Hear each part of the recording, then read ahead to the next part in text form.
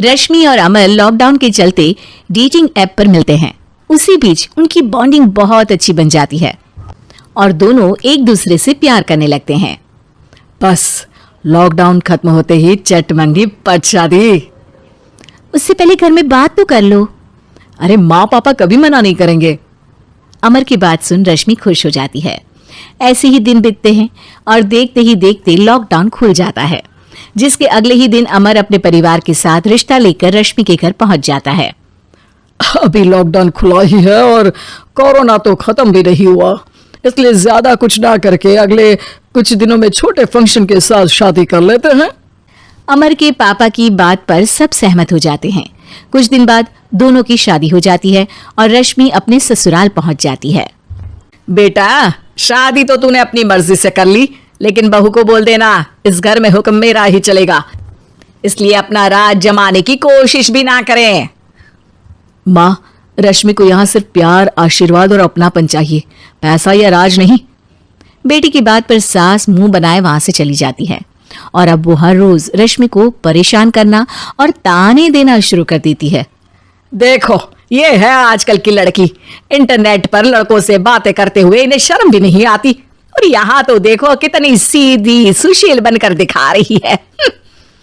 Mummy, शादी के रिश्ते वाले इंटरनेट ऐप से जब किसी को कोई दिक्कत नहीं है, फिर डेटिंग ऐप के जरिए मिलना किस तरह गलत हो सकता है?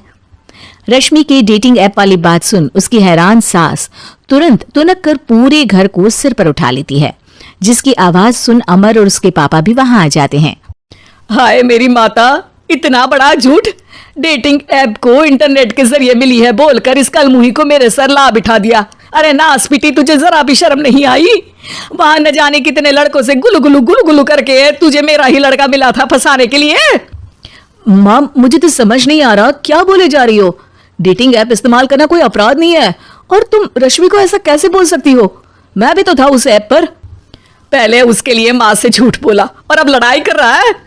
सास और अमर की बात सुनकर रश्मि हैरान खड़ी रहती है। अमर, तुमने घर में झूठ क्यों बोला? ये सब देख रही हो ना, इसी की वजह से झूठ बोलना पड़ा। एक तरफ अमर और रश्मि की ये बात चल रही होती है, वहीं दूसरी तरफ सास का नॉन स्टॉप क्लेश सबको परेशान कर देता है। सब एकदम चुप, जो हुआ सो हुआ, अब मुझे कुछ ना सुनाई दे। पति की बात सुन सास चुप होकर वहां से चली जाती है, लेकिन अब वो रश्मि के सिर दुनिया भर के सारे काम डालकर उसका जीना पहले से भी ज्यादा मुश्किल कर देती है। मम्मी, मैं आपका गुस्सा समझ सकती हूँ, आपको जो करना है कर लीजिए, मैं कभी कुछ नहीं बोलूंगी। उम्मीद है किसी दिन तो आपका गुस्सा शांत होगा और नफरत प्यार में बदलेगी। रश्मि की अच्छाई को उसका नाटक समझकर सास गुस्से के 7वें आसमान पर चढ़ जाती है और उसी शाम रश्मि को नीचा दिखाने के लिए अपनी सहेलियों को घर बुलाकर उसकी बुराइयां करने लगती है। अरे कौशल्या, क्या बताऊं, आजकल के बच्चे ना बहुत एडवांस हो गए हैं। पहले रिश्ते घर परिवार वाले सब देख परख के कराते थे, और अब ये लोग खुद न जाने कहां कहां मिलकर खुद ही सब कुछ पक्का करके हमें बता देते हैं।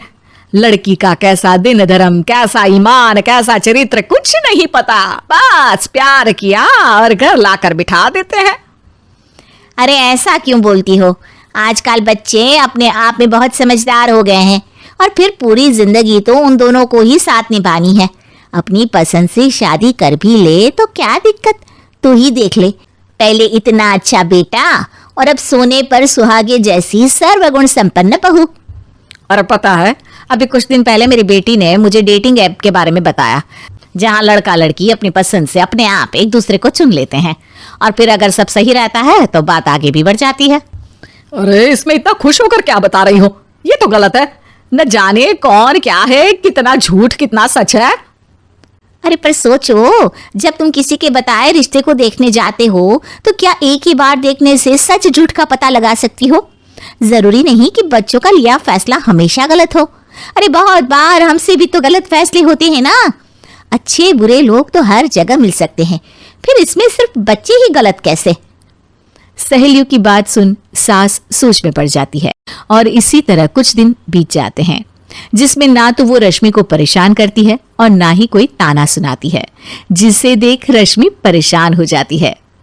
मम्मी, आपकी तबीयत तो ठीक है ना? कुछ दिनों से देख रही हूँ आप मुझे कुछ बोलती ही नहीं। तो मेरा परेशान करना ज्यादा अच्छा लगता है क्या? नहीं, आपकी शांति उससे ज्यादा परेशान कर रही है। शांति इसलिए है क्योंकि मुझे एहसास हो गया है कि गलत तुम लोग नहीं, मेरी सोच है। प्यार तो एक सुंदर एहसास और शादी खूबसूरत साथ है। अगर ये साथ सच्चा है तो कहीं पर भी किसी भी तरह जुड़ा हो, उससे कोई फर्क नहीं पड़ता। आप कौन है? इतनी अच्छी बातें मेरी पत्नी तो नहीं बोल सकती। क्या आप भी?